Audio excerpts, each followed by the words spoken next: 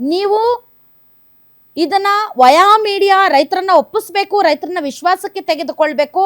ಇಲ್ಲದೆ ಇದ್ದರೆ ಆಲ್ಟರ್ನೇಟಿವ್ ಏನು ಅಂತ ಯೋಚನೆ ಮಾಡಬೇಕು. ಆ ನಿಟ್ಟಿನಲ್ಲಿ ಬಿಡದಿಯಲ್ಲೇ ಮಾಡಬೇಕು, ರಾಮನಗರದಲ್ಲೇ ಮಾಡಬೇಕು, ಕನಕಪುರದಲ್ಲೇ ಮಾಡಬೇಕು ಅನ್ನೋದು ಬೆಂಗಳೂರು ಗ್ರಾಮಾಂತರ, ರಾಮನಗರ, ಕನಕಪುರ ಅಷ್ಟೇನಾ ಕರ್ನಾಟಕ ಅಂತ ಕರ್ನಾಟಕದ ಇತರೆ ಭಾಗದ ರೈತರು ಕೂಡ ಇದನ್ನ ಕೇಳ್ತಾ ಇದ್ದಾರೆ. ಯಾಕೆ ಅಂತಂದ್ರೆ ಬಹಳಷ್ಟು ಕಡೆ ಬರಡು ಭೂಮಿಗಳಿವೆ, ಬಹಳಷ್ಟು ಕಡೆ ಅಭಿವೃದ್ಧಿಗೋಸ್ಕರ ಹಾತೊರೆಯುತ್ತಿರುವಂತಹ ಸಿಟೀಸ್ ಇದಾವೆ, 2 ಟೈರ್ ಸಿಟೀಸ್ ಬಹಳಷ್ಟು ಇದಾವೆ. ಅಂತಹ ಸಿಟಿಗಳಲ್ಲಿ 2ನೇ ಬೆಂಗಳೂರು ನೀವು ಯಾಕೆ ಮಾಡಬಾರ್ದು ಅಂತ ಕೇಳ್ತಾ ಇದ್ದಾರೆ. ಬೆಂಗಳೂರಿನ ಪಕ್ಕನೇ 2ನೇ ಬೆಂಗಳೂರು ಮಾಡ್ತೀವಿ ಅಂತ ಏನು ಹೊರಟಿದ್ದೀರಿ, ಅದನ್ನ ಯಾಕೆ ಬೇರೆ ಕಡೆ ಶಿಫ್ಟ್ ಮಾಡಬಾರ್ದು, ಬೇರೆ ಕಡೆ ಯಾಕೆ ಮಾಡಬಾರ್ದು ಅಂತ. ಮತ್ತು ಈ ತರದ ದೊಡ್ಡ ದೊಡ್ಡ ಬೃಹತ್ ಯೋಜನೆಗಳಿಗೆ ವಿರೋಧ ಸಹಜ, ಆದ್ರೆ ಆ ವಿರೋಧ ಎಷ್ಟರ ಮಟ್ಟಿಗೆ ಅದು ನಿಜಕ್ಕೂ ಕೂಡ ಸಾಧುವಾಗಿದೆಯೋ ಇಲ್ವೋ ಅನ್ನೋದು ಕೂಡ ಯೋಚನೆ ಮಾಡಬೇಕಾಗತ್ತೆ.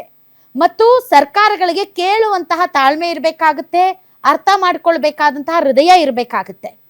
ಈ ರೈತರ ಹೋರಾಟ 2ನೇ ದೇವನಹಳ್ಳಿ ರೈತರ ಹೋರಾಟ, 2ನೇ ಪಂಜಾಬ್ ಮಾದರಿಯ ಹೋರಾಟ ಅಥವಾ ನವಲ್ಗುಂದ ಹೋರಾಟದ ರೀತಿ ಆಗಬಾರದು ಅನ್ನೋದಾದರೆ ರೈತರನ್ನ ನೀವು ರಾಜಕೀಯಕ್ಕೆ ಅಂಟ ಹಾಕಿ ಅವರನ್ನ ಒಂದು ರೀತಿ ಕ್ರಿಮಿನಲ್ಗಳು, ಅಪರಾಧಿಗಳು ಅನ್ನೋ ಥರದನ್ನು ಬಿಂಬಿಸೋದನ್ನ ಬಿಡಬೇಕು.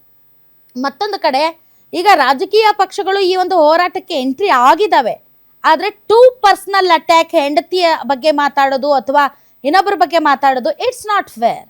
ಈಗ ಕಾಂಗ್ರೆಸ್ ನಾಯಕರು ಮತ್ತು ಸಚಿವರ ಹತ್ರ 1000 ಗಟ್ಟಲೆ ಜಮೀನಿದೆ, ಹಾಗಾದ್ರೆ ಅವು ಲೀಗಲ್ ಆಗೇ ಇರ್ಬೋದು.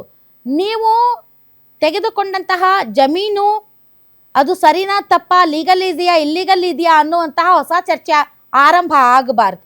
ಇಲ್ಲಿರೋದು ಬಿಡದಿ ರೈತರ ಹೋರಾಟ, ಬಿಡದಿ ರೈತರ ಹೋರಾಟಕ್ಕೆ ಸಂಬಂಧಪಟ್ಟೆ ಮಾತ್ರ ಅದು ಇರಬೇಕೇ ಹೊರತು ಇದು ಡೈವರ್ಟ್ ಆಗಿ ಡಿವಿಯೇಷನ್ ಆಗಿ ರೈತರ ಹೋರಾಟ ಅಲ್ಲಿ ಹಾಳಾಗೋಗಿ ಇವರು ಹೋರಾಟ ಶುರುವಾಗಿದೆ. ಈಗ ಇಟ್ಸ್ ಬಿಟ್ವೀನ್ ಕುಮಾರಸ್ವಾಮಿ ಮತ್ತು ಡಿ ಕೆ ಶಿವಕುಮಾರ್ ಅನ್ನೋ ಥರದಲ್ಲಿ ಪರ್ಸನಲ್ ಫೈಟ್, ಪೊಲಿಟಿಕಲ್ ಫೈಟ್ ಆಗಿ ಕನ್ವರ್ಟ್ ಆಗ್ತಾ ಇದೆ. ಕಾಂಗ್ರೆಸ್ಗೆ ಬೇಕಾಗಿರೋದು ಅದನ್ನೇ, ಹೋರಾಟವನ್ನ ದಿಕ್ಕು ತಪ್ಪಿಸೋದಕ್ಕೆ, ಹಳಿ ತಪ್ಪಿಸೋದಕ್ಕೆ ಬೇಕಾದ ಎಲ್ಲ ತಂತ್ರಗಳನ್ನ ಮಾಡೇ ಮಾಡುತ್ತೆ ಸರ್ಕಾರ. ಆದರೆ ಒಗ್ಗಟ್ಟಾಗಿ ಯಾವುದೇ ರೀತಿಯಾದಂಥ ಡಿವಿಯೇಷನ್ಗೆ ತಲೆ ಕೆಡಿಸಿಕೊಳ್ಳದೆ ಹೋರಾಟವಾಗಿ ಮುಂದುವರೆದ್ರೆ ಅದಕ್ಕೆ ಜಯ ಸಿಗುತ್ತೆ. ಅದನ್ನ ಅರ್ಥ ಮಾಡ್ಕೋಬೇಕು. ಆ್ಯಂಡ್ ಈಗ ಅಲ್ಲಿ ಭಾಗದ ರೈತರು ದಯವಿಟ್ಟು ನೀವು ರಾಜಕೀಯ ನಾಯಕರು ಮರಕ್ಕೆ ಹೋಗಬೇಡಿ ಅಂತಾರೆ. ಯಾಕೆಂದ್ರೆ ಇದು ಪೊಲಿಟಿಕಲ್ ವಾರ್ ಆದ್ರೆ ನಾಳೆ ನಮಗೆ ನಮ್ಮ ಧ್ವನಿಗೆ ನಿಜವಾದಂತಹ ನ್ಯಾಯ ಸಿಗೋದಿಲ್ವೇನೋ ಅನ್ನೋಂಥ ಭಯ ರೈತರಿಗೆ ಶುರುವಾಗಿದೆ. ಸೊ ಈ ನಿಟ್ಟಿನಲ್ಲಿ ರೈತರ ಹೋರಾಟವನ್ನು ರಾಜಕೀಯಕ್ಕೆ ಹೈಜಾಕ್ ಮಾಡೋದು, ಯಾವುದೇ ಹೋರಾಟಗಳಾಗಲಿ ತಾವು ವಿರೋಧ ಪಕ್ಷದಲ್ಲಿದ್ದಾಗ ಹೋರಾಟಕ್ಕೆ ಧುಮುಕೋದು, ಆಡಳಿತ ಪಕ್ಷ ಬಂದ ಮೇಲೆ ಏನು ವಿರೋಧಿಸಿದ್ದೀವೋ ಅದನ್ನೇ ಪ್ರತಿಪಾದಿಸೋದು.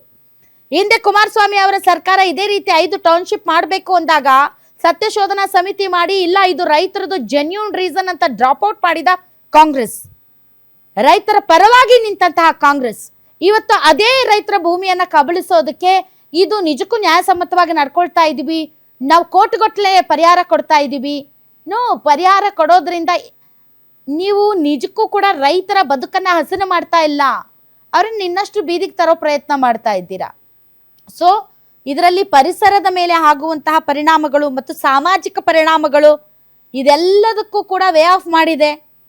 ಈ ರೀತಿಯಂತ ಬಹಳಷ್ಟು ಏಕಪಕ್ಷೀಯ ನಿರ್ಧಾರ ಸರ್ಕಾರದ ಕಡೆಯಿಂದ ಆಗಿದೆ ಅಂತ ಹೇಳಲಾಗ್ತಾ ಇದೆ.